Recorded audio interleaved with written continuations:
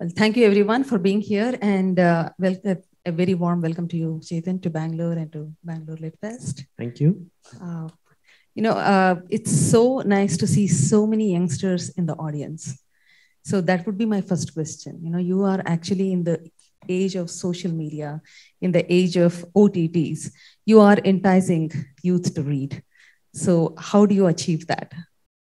Okay. Well, firstly, thank you guys for coming. First physical event I'm doing post this great virus that is there, Omicron or whatever it's like now called. Yeah, thank you. And I'm glad that people read. It is difficult. Like you said, we are living in this age. I was discussing upstairs also that we live in an age where everybody is trying to grab your attention. Attention has become a commodity. The world's biggest companies today are basically want your attention, and it's very easy because the phone is such an amazing device, whether it's Instagram or WhatsApp or Facebook, and then you have the whole OTT and television and all those things. So poor little books find it difficult. And I'm glad you're opening with that question, because at LitFest we behave like books are everything. But in the larger reality, human attention, I mean, books are great and amazing, obviously. We all agree. That's why we are at a LitFest. But books demanded a lot of attention. I mean, you need to read and you need to give focus to it. And we are living in times where attention is being stolen. So I am trying my best to keep reading alive. I think all of us, this LitFest is being done to keep reading alive. It will always stay alive. It will always, because ultimately people trying to steal your attention um, are not doing it in very wholesome ways. It's not as fulfilling an experience to watch 100 Insta reels as it is to read a book. I mean, it's just not the same. A good book you may remember for 10 years. Some of you may remember the story of two states even now. And tell me the Insta reels you saw yesterday. You don't, because it just doesn't. So that power is there, and books can trigger your imagination. Very few things can actually trigger imagination in people, which is, I think, a very wonderful quality to have. Quality of imagination, not just for creative people, but for your life. What do you want to be 5 years from now? If you have your no imagination, you can't even imagine that. And focus, books build focus. So yeah, good first question to start with. We must have books. I am trying. Digital things will not replace books, just as we have lifts now, but we still have stairs. Stairs are never going to go away. So books are also never going to go away. Chetan Bhagat may go away one day, which I'm sure, but books will never go away.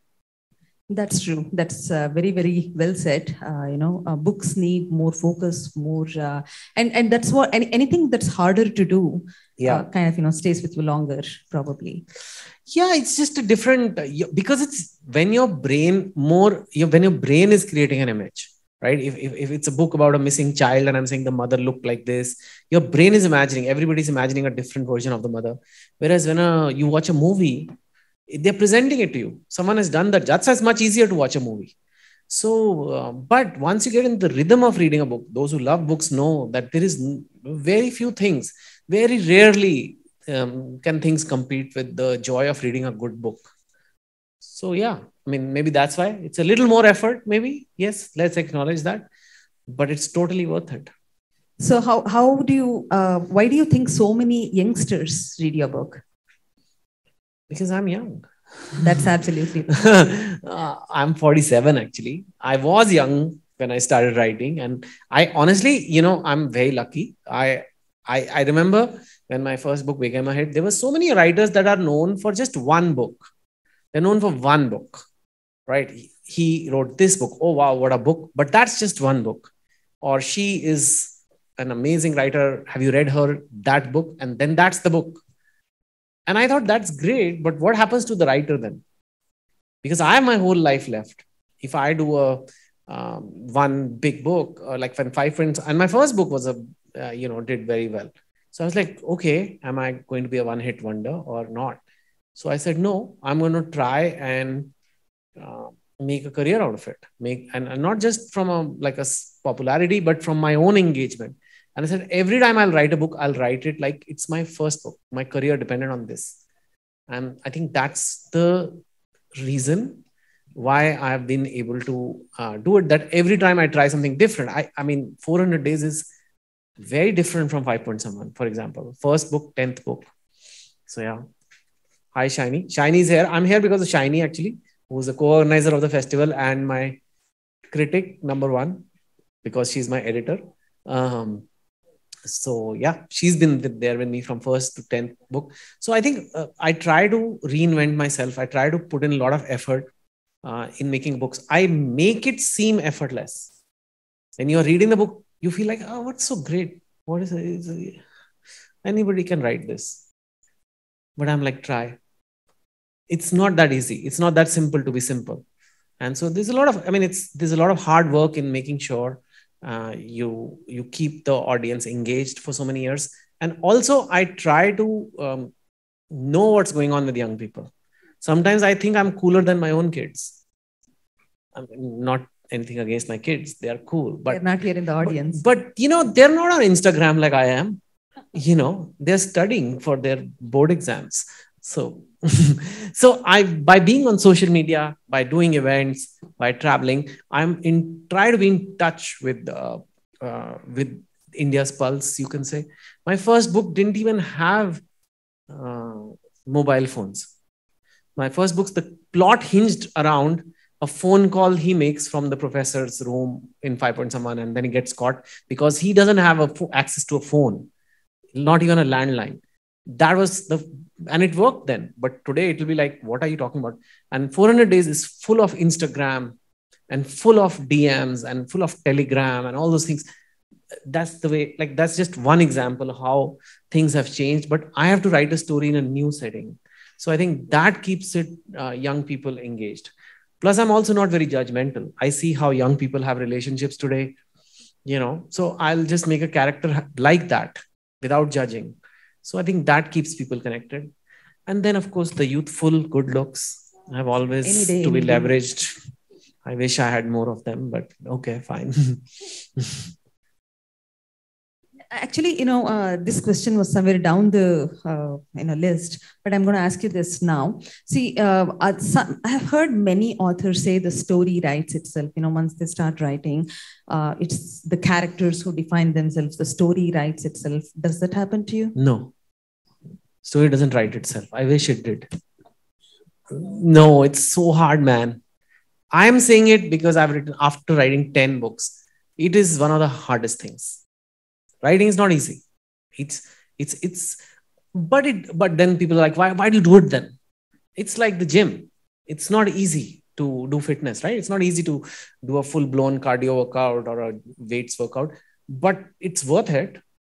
You do enjoy it. For people who go to the gym, they enjoy it. That's why they go. So writing is also tough. I guess what they mean by the story writes itself is once you've written, you may have a plan that my story is going to go like this, A to B to C to D. But once you've gone A, B, C, the story might take you in a different direction than the D you had planned. The D might be D1 or D2. So in that sense, yeah, the story you've written so far tells you that the next step will be this. But it will not write itself. It will take you to there, but you are going to be the one writing it. So it's a lot of work. And I anyway plan my stories. So mine are less of that. Some people do write like that. They write and then they see where the story is going. In a mystery, in a murder mystery, in a kidnapping plot, you cannot do it like that. You can't just say, okay, I'll write. And then in the end, let's see, the story will tell me who's the murderer. It's no. The reader will say, what you have to have a tight leash in a mystery, because with a mystery book, every reader is the detective. People are not just reading the book. They are trying to solve the case. And you have to be one step ahead of them. And you have to give them a little bit of breadcrumbs, like clues, so that they feel we can guess it, but they can't. And when in the end, they find out, they're like, oh, I could have guessed it. Now, it shouldn't be like, oh my God, how? right? It cannot be that, or it can't be like, oh yeah, I knew this. So that tight tension requires a lot of planning. So in those books, definitely the story doesn't write itself. Maybe in love stories, you can do a little bit of that, but even there, you are the one writing it. Only thing is, midway through the plot, you may feel, yeah, it can go in this direction also, but not in a mystery. That was actually one of the questions, the writing process. You have written books which are light-hearted romances, but even then, your book might seem like a light-hearted romance, but you touch upon a lot of issues. Whether it is the training for IIT or whether it is, the other turmoils of the youth. And you have done the same thing in this book as well. You touch upon a lot of issues from infidelity to, the digital pedophilia. Do you want to elaborate on that? So I think as you grow as a writer, you should take on tougher challenges. Otherwise, boring, right? So in the beginning for me, it was just writing that first book was difficult. Then, okay, I did a couple of love stories. People liked them. So I did more and more and more. But then I think it was around when I did Half Girlfriend, I realized that, okay, it's becoming a little like the same. It's not the same. It was a different thing. Two States is different from Half Girlfriend. But at the same time, it was a love story. And I felt it's time to start pushing myself a little more. So I then said, okay, how can I push myself? Okay, can I write a story from the point of view of a girl? And really like write it it's a story about being a girl. It's not just, that she happens to be a girl. It's about what it means to be a girl. And as a man, it's really difficult to do that, right? To figure out what's going on in a woman's mind is something no man has been able to do. So I tried and it did okay. I mean, the book, a lot of girls have said, wow, how did you do this? I just interviewed a lot of women and from there I tried to do it. But it was I really enjoyed that process of doing something different. It was also a love story, but it was at least different. And then I said, okay, what now? And I said, I have exhausted the whole love thing. I will keep it, but I need another layer. It was also the time smartphones had really picked up in India. So you needed to give more in a book to make it more gripping. It isn't enough to know whether the boy gets the girl or not anymore. It used to be enough for people to keep reading. Today, people want to know, did the boy kill the girl? Now you're talking. So, because that's what Netflix is, and it's everywhere, thrillers. And now Chetan Bhagat is writing a boy pining for a girl. Today's generation, like, why? He can just WhatsApp another girl. Right? And you can just swipe left and swipe right. I mean, it's okay if your love doesn't reciprocate. There is always another one. It wasn't the case 15, 20, like we come out of a generation. I know people who have been loving someone for 25, 30 years. Today's generation, what? 30 minutes? So that I realized that. And I said, okay, let me add a layer of mystery. So I had to really read a lot of books, going back 500-year-old mysteries, the first mystery story ever written. Like from there I went and I tried to understand how this mystery genre works. It's like I said, I often feel it doesn't get the kind of intellectual respect, maybe. But it's really difficult to do a good mystery because of the reason I told you, the suspense, the tension, the final reveal. That's why when someone is able to pull it off, those stories, movies also, books also, they do very well. Then you have the perfect twist in the end, and everybody knows there'll be a twist, but they can't guess the twist. That's hard. And then I added a layer of, love story to it because that's what I do. And I realized that I cannot be as good as a Hitchcock or Agatha Christie. And I don't want to be compared to them. So it's, Girl in Room 105, my first book. It's called An Unloved Story. Clearly, the murder is separate.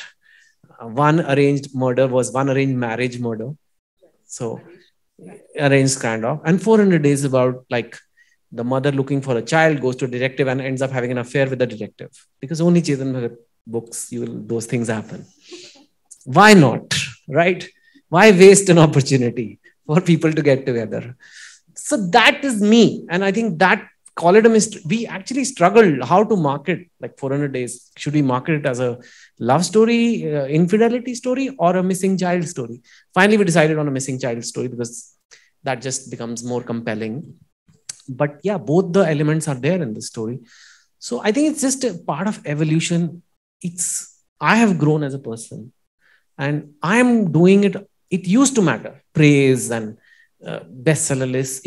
Of course, it used to matter to me, but it really doesn't now. And I think for me, that's my biggest achievement. That you really, you're doing it from within. Your happiness, your recognition, your validation is coming from within. And I think as an aging man, wow, that just sounds so bad. Or But as the most popular author. as a growing, or I don't know, as somebody who's more mature, hopefully, I think we should all in life, whatever careers you're in, you must get to a point where it doesn't matter. You are doing it for yourself. And that can only happen when you continuously keep challenging yourself. You find something that is meaningful to you. And then, yeah, if it does well, it's great. Now people tell me it's doing very well. 400 is doing very well. Okay, fine, good. But for me, the achievement is I'm able to do a kidnapped child story, a mother point of view, infidelity story, which I have never done. So I think it's good.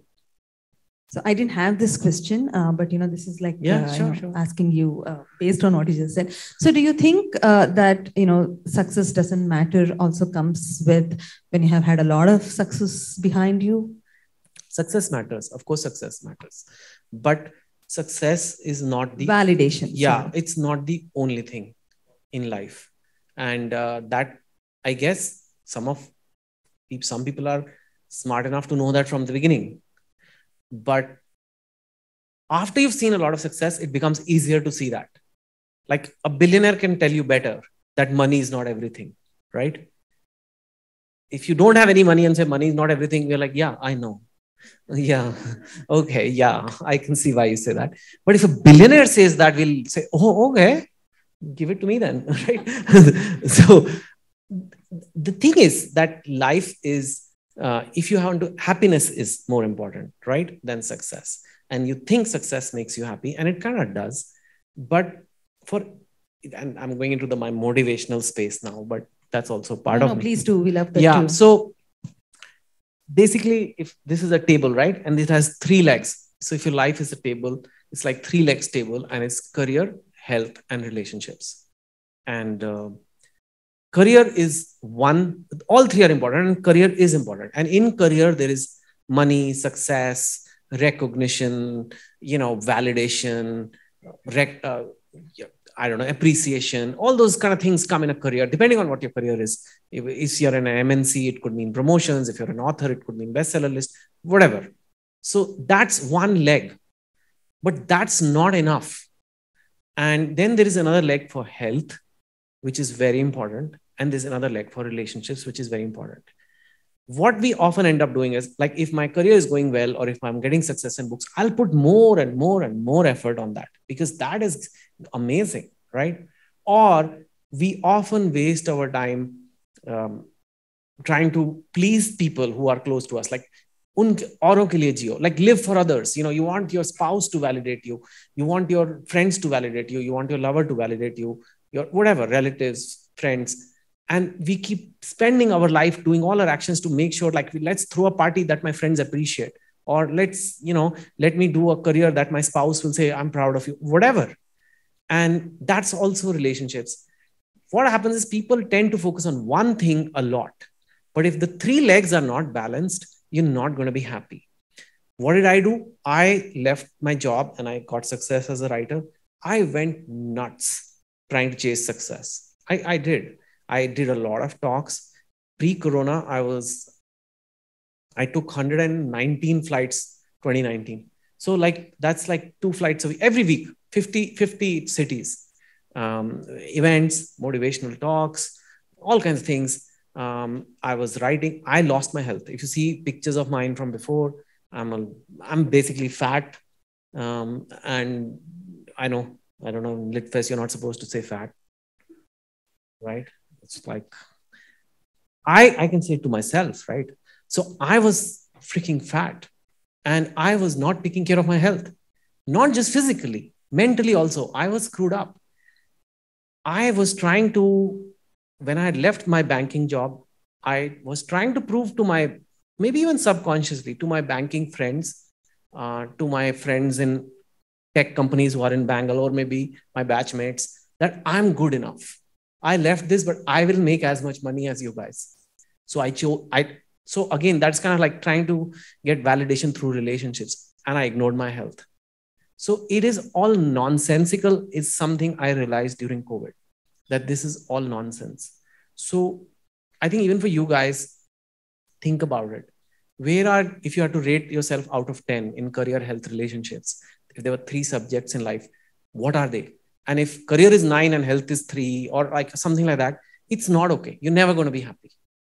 You can keep trying to make that 9.5, but it's not going to work. And the other mistake I did, and I think a lot of people do, so don't make that mistake, is we don't put ourselves first.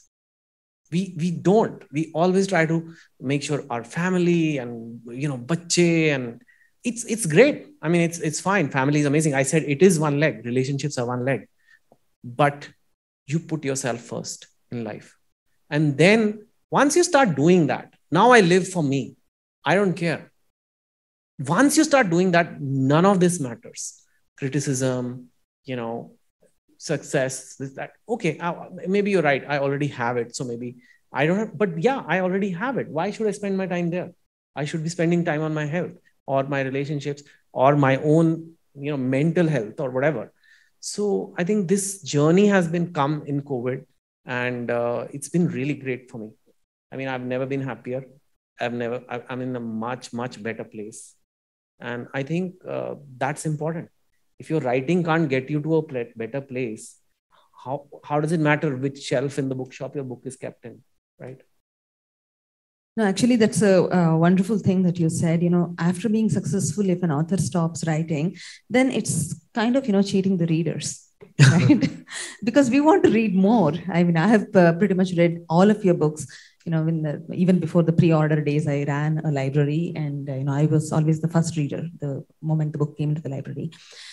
So, having said that, what is your high point as an author? I think it is to be able to leave a body of work today. I mean, I have 10 books out there, and a lot of times, I didn't even know. I don't come from a writing background. A lot of people said, oh, this is popular fiction and this is pulp fiction, which sounds really bad. Although the movie was damn good. But the pulp fiction means like books that then don't sell and they pulp them. And it'll be forgotten and this, that. But people remember 5 Point Someone, and people remember Two States. Two States came in 2009, right? I wrote it in 2007. I've forgotten it. So I am married though, so I never get to forget it. But so it's that to be able to get this 20-year career that I had in something I love to do, that is, I think, to me, the biggest. So there's no one high point, but the fact that I've been able to do this for 20 years and I'm still relevant, I can still put one tweet and get Twitter in a twist. That's good. And I think longevity is what finally matters, and the ability to get up every day and look forward to what you're doing and being happy. A lot of celebrities I've seen now in Mumbai, I live there, so these are people who make so much money, they have so much fame, but they're not happy. That's why they're like, why would you do that when you have, okay, I understand alcohol has calories. That is a real reason. That is one of the reasons. But one of the reasons is they are not happy. So they need a high. So I think my biggest high point is I'm a happy person. And I think that is what matters, finally. Yeah. Writing gives you that happiness. Yeah, definitely. I mean, it's a lot of purpose. I am here because of this, and the ability to touch people from all over the country. Every corner, the books, a lot of people pick up my books as the first book they read. And that's amazing for me. A lot of people say, oh, this is for beginners, but I love it. Your mother taught you ABC. Later on, you learned more things. Does that make your mother bad? No, right? So I feel that writing is one thing, but that's not the only thing. I'm being super honest. I know a lot of people, it's okay. It's a part of me, my writing, but there's a lot more going on in my life than just writing. So you know what? As you mentioned, your physical transition over a period of time has been just amazing. I follow you on Instagram and I follow your YouTube channel as well. This is an amazing fitness journey, Chetan. I am not there yet. So No, I won't be taking my shirt off yet. It. No shirt off yet. No, but the amount you run, the amount you lift. Yeah, so you know, we were like I told you, I was flying so much, and I was doing so many events. So you stay in hotels, and when you stay in, I don't know, I really like breakfast buffets. I think it's the best buffet. No lunch, dinner buffet. I don't know why I like it, but if you're staying 100 nights a year in a hotel and you have 100 days of buffets, you will become a buffet yourself, right? And that's what happened to me. Not to mention, whenever you go, oh, you must eat, and you know, people, that's the Indian culture, right? They feed you. The calories are love, basically. Especially, I don't know, maybe at least in Punjabis, they're like, he's not eaten. We all behave. You go to Punjabi's house, they're like, you must eat, as if we are all come from some starving nation. But so that travel ending only cut all the buffets. So that's really good. And then I was stuck in Singapore, where my kids are studying when this whole lockdown happened. It's one of the strictest lockdowns there. You had to wear a mask all the time, something I completely hate. I don't like masks, literally. Figuratively, it's okay. We all wear them. But literally, no. I hate them. And the only way in Singapore you could walk on the road without a mask is if you are running. Then they allowed you. So I started running. I mean, just to get that mask off. And Singapore is serious, like they are strict, you know, and like the fines are some $300 or something crazy. So, okay, fine. So I wanted to get out. I wanted to get out without mask. I started running. So at 47, I became a runner. And of course, I picked up pace, picked up endurance, all that. And I started doing it every day. And that really made a big difference. And then people told me that you're kind of old. So for older men, you should lift weights also. Don't just run. I think for younger men also, and for women also, I don't know, everybody should. But basically they said, don't just run. So I started lifting weights and running or swimming. I did yoga. I started doing all kinds of things that I could. And like I said, the bigger thing was living for myself, putting myself first. I matter. My wife matters, but after me. My children matter, but after me. You know, my mother-in-law matters, maybe same level as me. But that one is hard to kind of sometimes. But a lot of us don't live like that. That's the problem. It's not about the tips of fitness or like, we just don't believe that we should put ourselves first. There is so much societal pressure to live for others. Now, even though we are not all Mother Teresa's or anything, we're not living for others in that way. We're not running charitable institutions. But how much of our life is about pleasing others? And it shouldn't be. And that realization, then I said, okay, I'm doing this. So my wife is like, why aren't you shaving? You know, I said, because I'd like to keep a beard. Why? I said, because I'd like to. That's it. I mean, for me, that took guts. Okay. That was a start. Okay. And she's like, okay. So slowly, I have started living for myself. What that means is, if there is something I feel compelled to go to and I don't want to go because it's going to upset my routine, it's going to do this, I won't go. Right. I will not take early morning flights because I hate them. And then it spoils my entire day. So there are things, when you say live for yourself, it's not like you're always at the cost of others. You put yourself first. And I think that is a more wholesome approach to fitness than saying, do this, do burpees, do this. It's not going to happen. It'll only happen when we say, I matter. I love myself. I don't think I loved myself for 45 years. So last 2 years, I'm in a honeymoon phase with me. So yeah, kind of.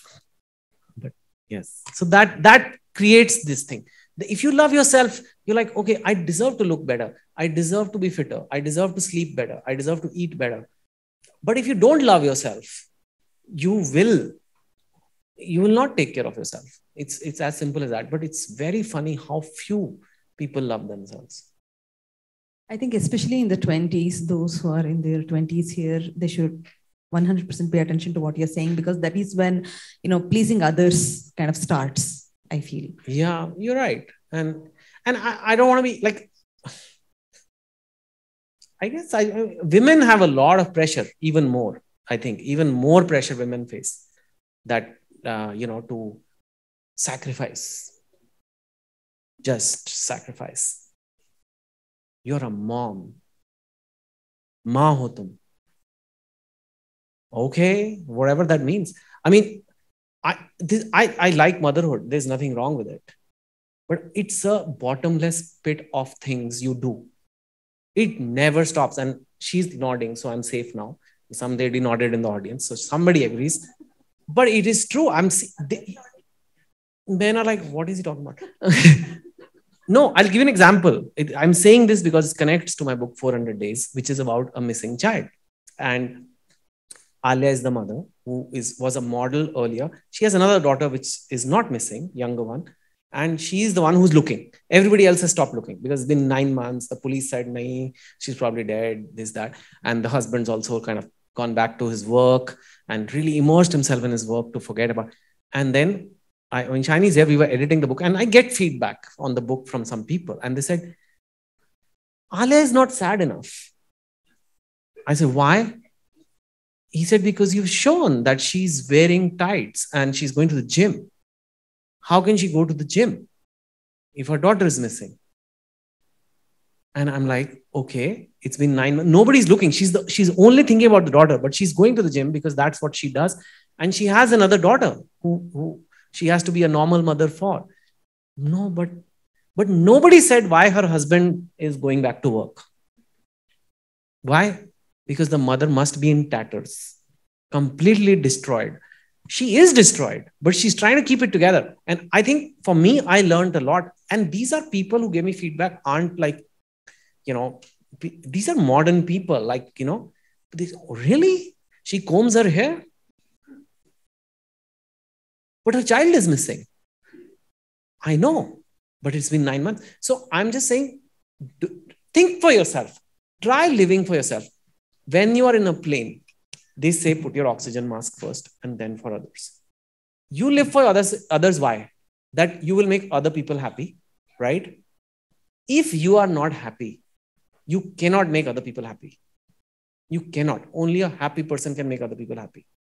If you are unhappy, you will throw unhappiness on all other people. So first, responsibility is to yourself. Never forget that. No rishta, even mother. I said mother because others are also important. Father, brother, sister, all that. But mother is even there I'm saying, draw boundary. Draw boundary. You are yourself too. But draw boundary if you are an uncle or dad or brother or sister or, whatever, because it's you. And if you don't take care of yourself, it's not worth it. You want to live an unhappy life? No. Everybody deserves to be happy. Yeah. And now the question is about the book. See, most detective duos, whether it is Lucifer or Castle, it's always a man and a woman. There is this building chemistry. They want to get together. They don't get together. So how come you chose two men, two friends? Because if they're just two, then they're only the guy, like Keshav is the main detective. He gets to be with different women in different books. You're going to get a steady girlfriend. I mean, that was the same, right? Then ho gaya na abhi ek baar. First book first book will be amazing. That they're both solving a crime together and falling in love together. Then either I show them next book fighting, third book divorcing, and solving against. Maybe that's possible. But yeah, I never thought of that. But yeah, I just feel like I do bromance well. Like 5 Point Saman or Kai Puche, that 3 mistakes of my life. I do the friends thing quite well, maybe even better than the boy and girl. And I just wanted to bring that. And like I said, yeah, it allows me more variety with this detective. Otherwise, the book will start looking similar. So every time it's a different girl for Keshav. It's all fictional, okay? It's not really happening, believe it or not. At least in my head. See, Keshav is having too much fun. Are you going to give him a steady girlfriend anytime soon? Thinking, there's something about a man who wants love very badly but can't get it. It's very attractive. So I don't know. I want to keep him, maybe, but a lot of people have said now, come on now, shaadi kar lo. Even for fictional characters, Indian want everybody to get married. अब केशव की शादी हो जाए, अब शादी करा दो sir, अब बहुत हो गया अभी. शादी क्यों नहीं हो रही इनकी? अरे फिर next week when will they have a kid? बताओ ना. Marriage, I don't know why do we love marriage so much? I don't know. Like if two celebrities are getting married in India, I mean, anything could be happening. Anything in the world could be happening. Climate change, whatever. I want to know what lehenga she was wearing. And I mean, I don't know why. Why do we get so fascinated? There is no, I don't know, actually. But we love Shadi. 2 states when I was writing, I remember my wife Anusha said, why are you writing this book? What is in this book? One Punjabi Tamil getting married. Okay, fine. Not the first time. I said, yeah, I agree. It was one of my biggest hits. Why? Because there is marriage. Shadi hai. Ask married people what marriage is all about, man. Why? Like, why? Why that thing? Like, or kuch bhi ho na, like, like it's a book about something else, but like, it's not even like an modern, but anyway. Yeah, we love marriage. We love marriage. ISRO rocket launch tomorrow. 2 celebrities getting married. Easy choice. Shadi. Rocket गया कि नहीं गया, हमें क्या, Mars ठीक है पहुंच गया, ओके फाइन. यहाँ बताओ पंडित जी ने क्या कहा, कितने फेरे लिए? Completely agree with you, and I hope Keshav does get at least a girlfriend because he's having too much fun. रोका करा देंगे. Roka in Bangalore, Roka, yeah, engagement, 1 step before engagement. So how Roka has been stop. It literally is a very literal word. Yeah. Sorry. Yeah. No, not at all. No, I interrupted. But how has the transition been for you, from, contemporary fiction genre into mysteries? Are you enjoying the I journey? Like it. I really have loved it. And it gives, like I said, gives a great sense of, it was very hard when I read mysteries from, like I said, I started reading from 500-year-old mystery books to more contemporary and all the modern Sherlock Holmes and things like that. And I was like, this is hard when you see how they do it. And that's why they become such classics. So, I mean, it was difficult. And plus I chose, like I said, there are these mystery genre books, which there are full CSI, like the whole forensics and, this and all kinds of modern ways of solving crime. I have very amateur detectives. And that is hard to do, to make an equally compelling story with amateur detectives. And the beauty is, maybe because I'm writing in India, they don't talk about what crimes they have solved. When will he get married? बस हाँ ठीक है, ढूंढ लिया murderer, कोई बात नहीं, पर शादी कब हुई? So that I love, because the fact that I've humanized these detectives, which all the other books of other even very big mystery writers, the detective comes, he just does his job really, really well. There'll be a little bit of emotion, but it's not like this kind of attachment that when is he getting married? So that I like, that I've been able to create characters which are very relatable, even though they are solving crimes. Very marriageable age. Yes. What is a marriageable age?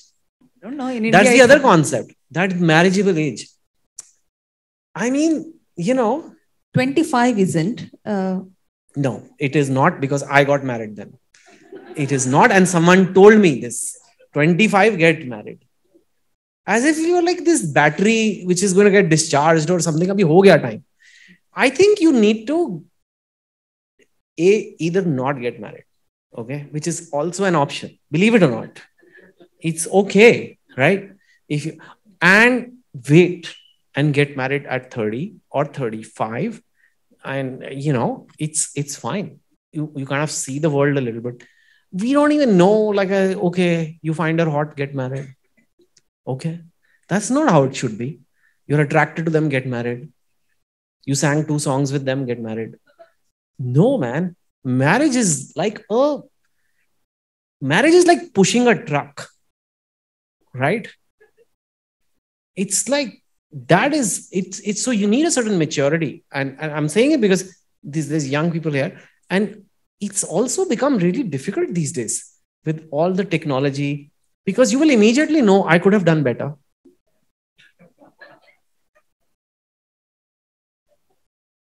It wasn't so easy earlier, right? In the village, there are 4 boys, 4 girls. Okay, I could have had this guy or that guy. Fine.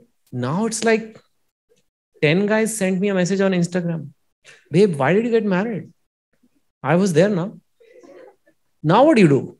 Can you go back to your husband saying, but I love you so much? You're thinking, maybe, I don't know. so I'm just saying, take your time. Know who you are. When those DMs stop affecting you, when you know that, okay, that's not what this is about. It's about partnership. It's about companionship. So that, I think, will take time. And then late 20s, early 30s seems to be a better zone, I feel. But I don't know. Each one to his own, but I do agree with you that, live a little before you jump into marriage. You don't die after. I mean, when you said live a little. No, live a little. Live a little before you get married. You're saying it's like a suicide pact.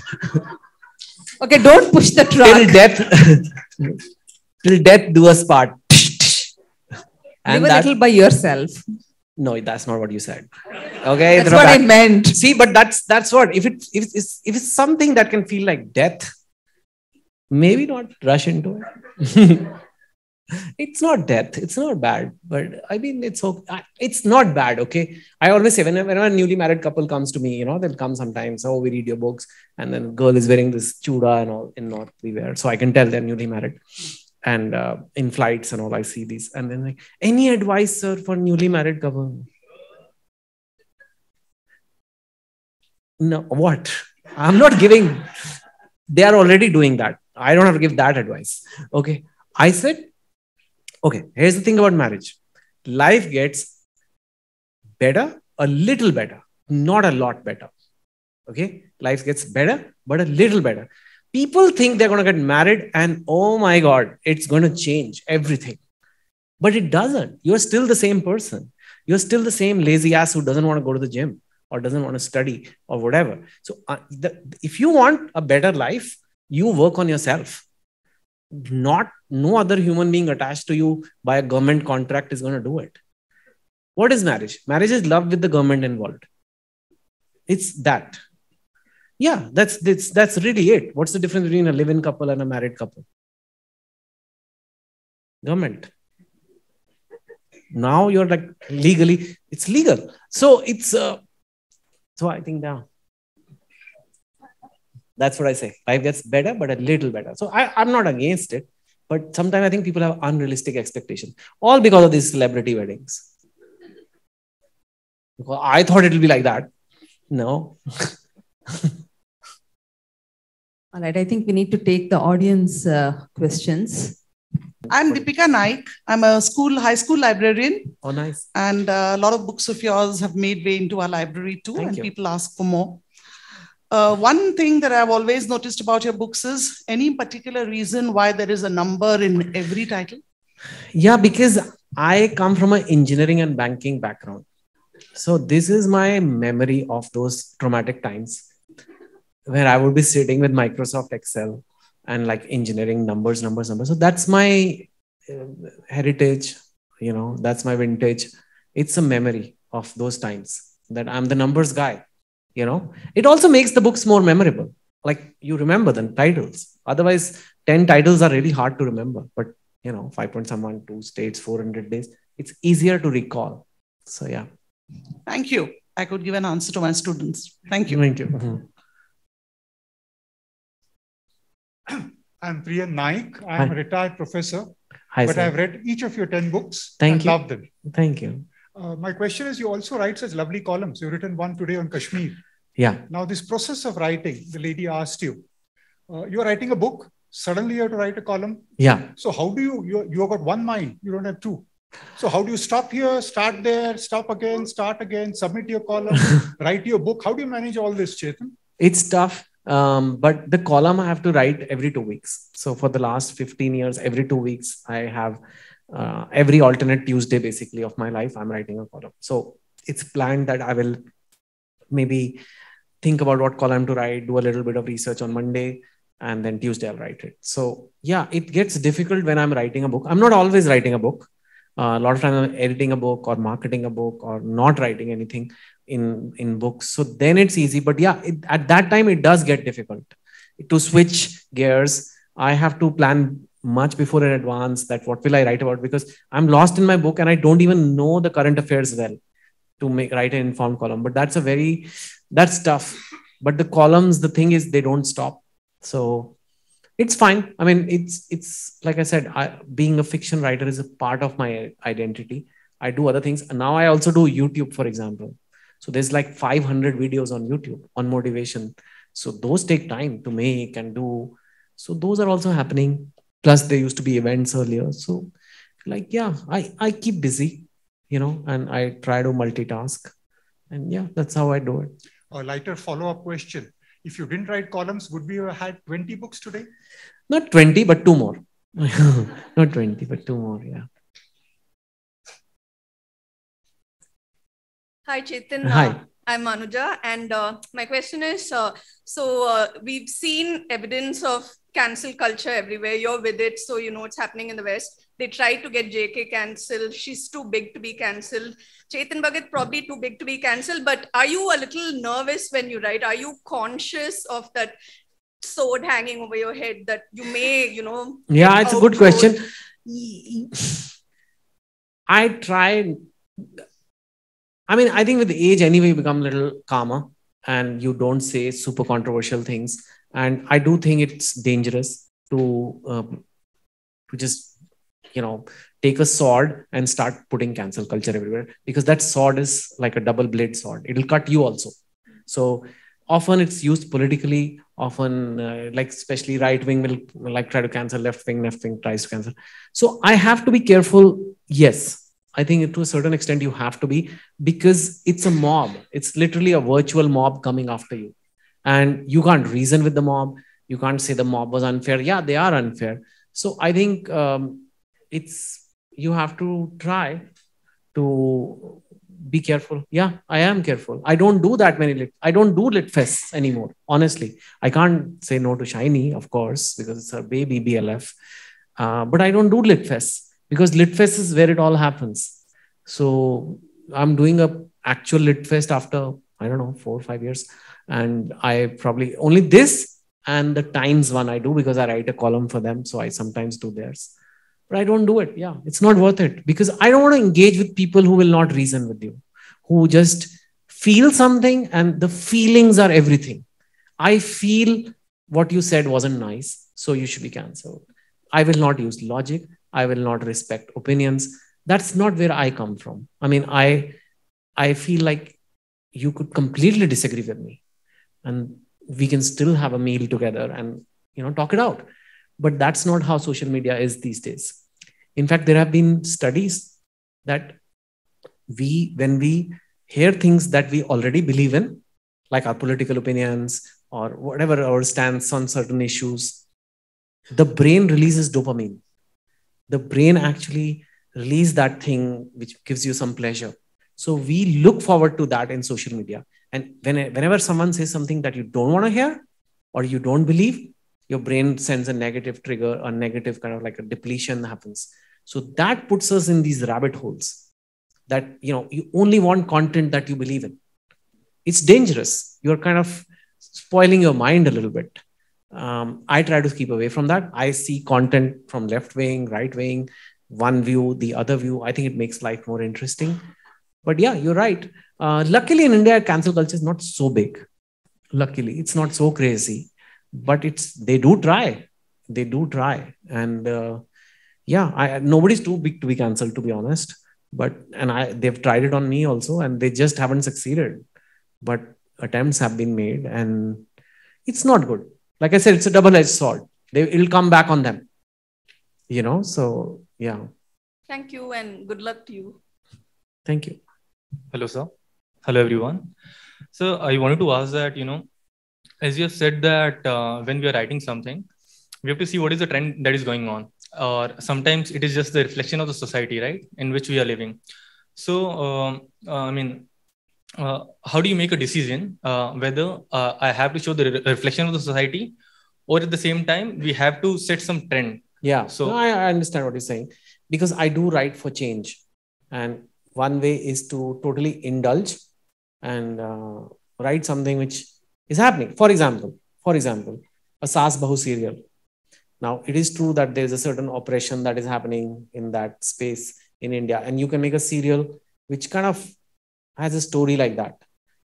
Or you can have a serial which shows that, but then also shows that this is wrong, and therefore it should change. Now, what is that? Balance is tough sometimes. I also want to make a change, but what I've realized is when I was young, I used to feel change should be shoved. Like, just say, screw it, you're wrong, this is how it should be. That's what cancel culture is also. I don't agree with you, you're nonsense, you shut up. Our way. It never changes anything. I have been like that for 5 years, 10 years of my life, thinking that I'm going to scream, make India corruption free. And that's it. Like, that whole IS. It doesn't happen like that, right? What if I tell you, you sit there, she's not going to go. But if I say, ma'am, can you move 2 inches? She will move maybe, right? You nudge a little bit, like a little bit. Can you just move a little your head there? She will. But if you say, get up and go there, she won't. So you can change. You should also always try to change society for the better, but realize that there is only so much society will take at a particular time. It will not take certain things.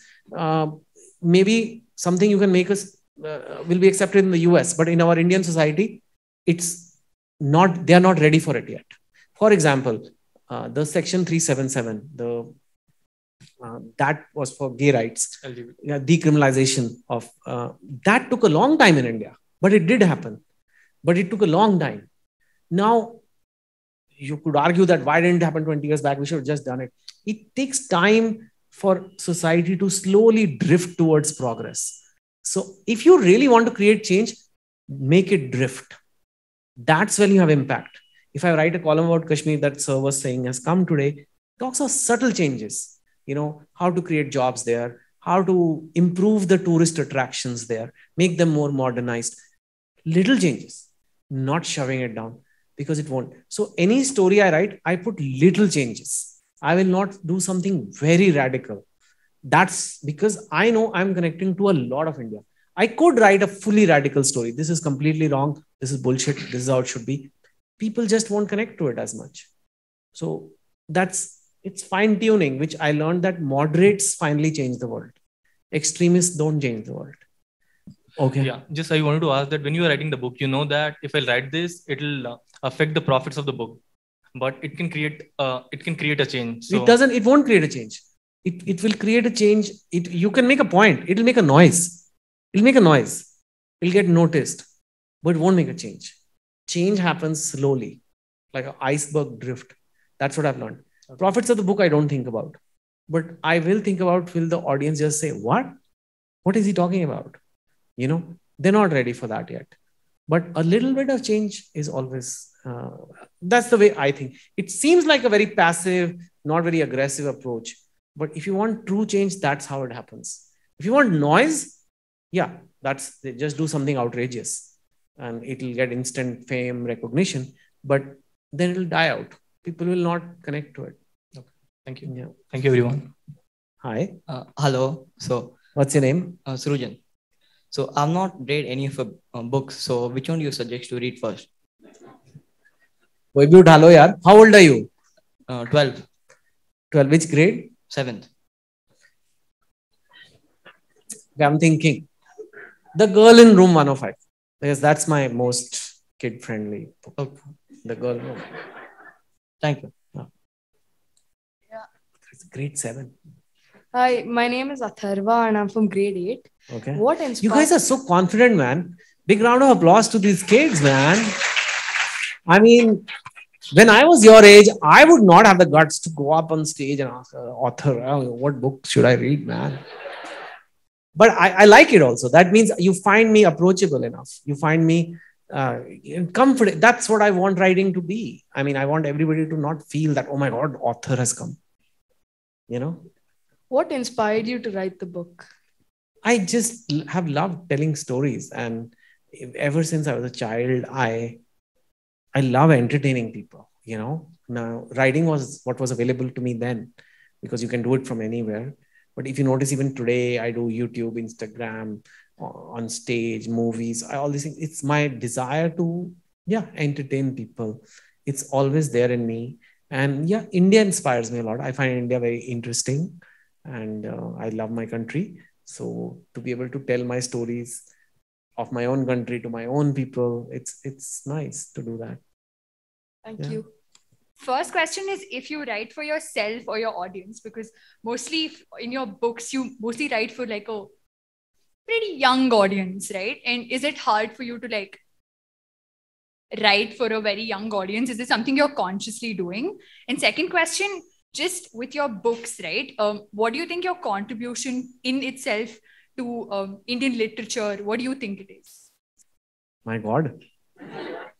I've never thought of the second. I mean, I don't know. I write for myself, but you have to have a balance. That what would if you're publishing it, you are interested in other people reading it. So then, when some writers say, "I'm publishing my book, but I'm writing for myself," then why are you publishing? You know. So let's say I really like sea turtles. Supposing I really like them, I won't write a book on sea turtles because I don't think that many people are interested in them. But if I am interested in a love story, then I know a lot of people want to read that because whatever reason, people like those stories. So therefore, I will pick that story to publish. Okay. So it's a balance. It's really a balance. I would be lying if I say I only write for myself. I would definitely be lying if I say I only write for people, because then I would be doing like 2 States sequels and 5 Point Someone sequels, 3 Idiot sequels. I've not done all of this. So there is an element of like, I want to do a mystery now. I want to do something different. So that's definitely there. In terms of my contribution, I don't know. That's more for academics to decide. But, I've managed to create a lot of noise and I made people read. I mean, that's simple, but that's kind of cool to make people read. Yeah. Thank you. Yeah.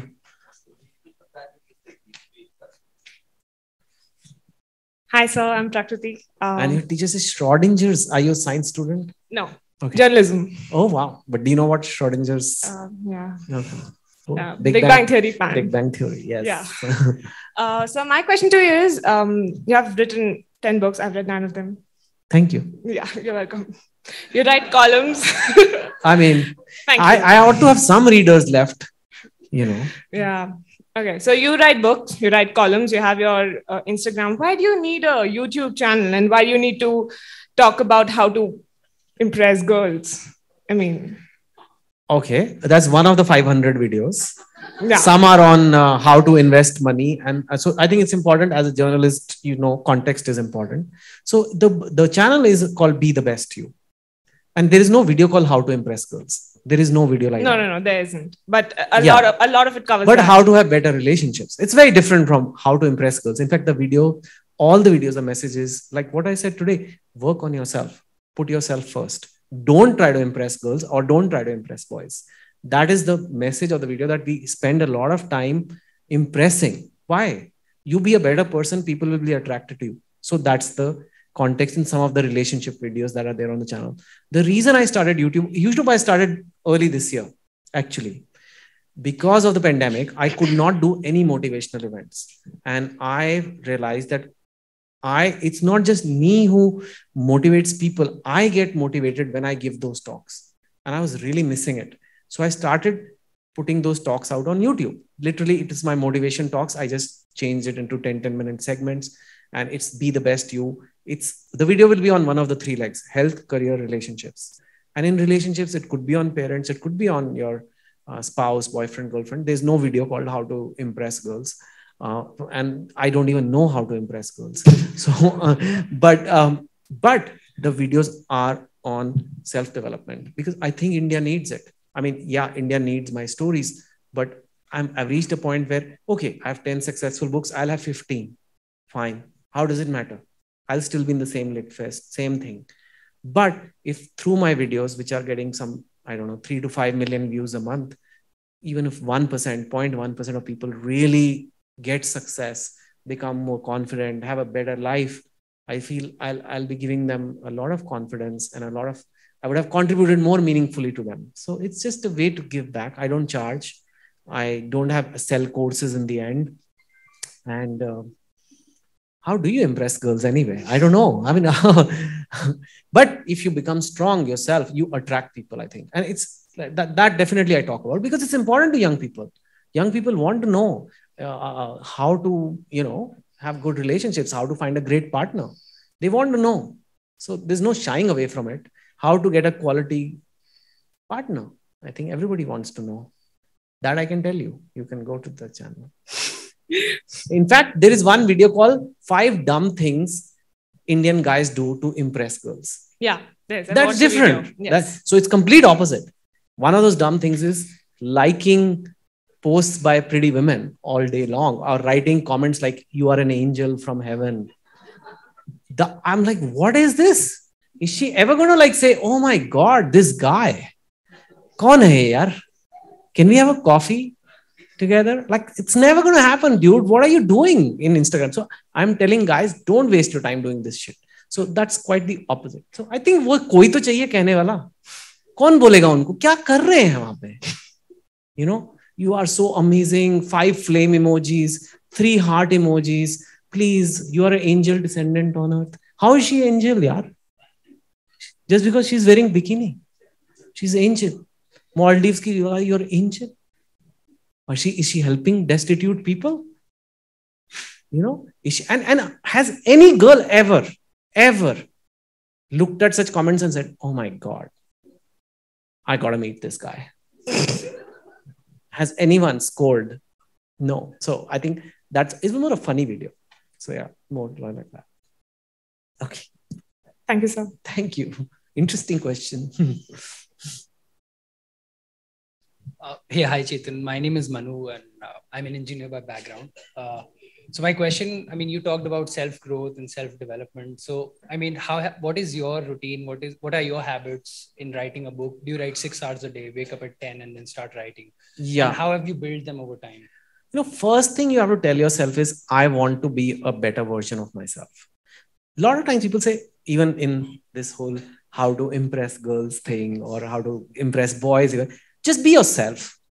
Just be yourself. What does just be yourself mean? You are the same person who doesn't want to wake up from the bed in the morning, right? And wants to watch Netflix and eat Lay's all day. Just be that? Or should you take a shower and wear nice clothes and put a perfume? Now, that's being a slightly better version of yourself when you're well-groomed. But truly becoming a better version of yourself is when you're working on your self-growth every day. Every day, what is the axis of your life? What is the reason you wake up? I will become a better person today than yesterday in one of these 3 areas: health, career, relationships. I'll go work out. I'll eat better. That's health. I will study. I will apply for a job. I'll open a LinkedIn profile. I'll do something to network. That's career. Relationships, it could be anything. One of the things I did, I used to get, people would come to me at airport for pictures and all. And I get very tense at airports because I lose my boarding pass. I lose my Aadhaar card. I've done it. I've left things at the X-ray machine. My laptop is in Mumbai. I've reached Delhi. All kind of crazy things. So I get very tense when people come for talking to me. Sir, I read your books. I'm like, okay, fine. I told myself, I need to be a better human being. These people have come up to me. They've read my books. For them, 2 nice lines will make their day. I need to work on that. So one day I said, okay, from today I have a flight. I'll be nice to anybody who comes to me. So that also counts. But there is a term for it called mental point of origin. Who are you as a person? Are you a person who lives to get better? Or are you a person who says, I know everything. I am like this only. हम नहीं बदलेंगे. हमने तो ऐसे कैसे रहना है. I know everything. The ego is so much that you just don't get better. And that's not a very helpful attitude. At 47, I want to learn things. I want to make better YouTube videos. I want to learn better sound effects. I want to learn things, how to do things better. And I think makes me happier and makes me a better person. I want to get rid of this now. It's really difficult, right? But it's there in me that I'll do it. And I think if you just turn your life like that, you will make progress. It's inevitable, right? You will.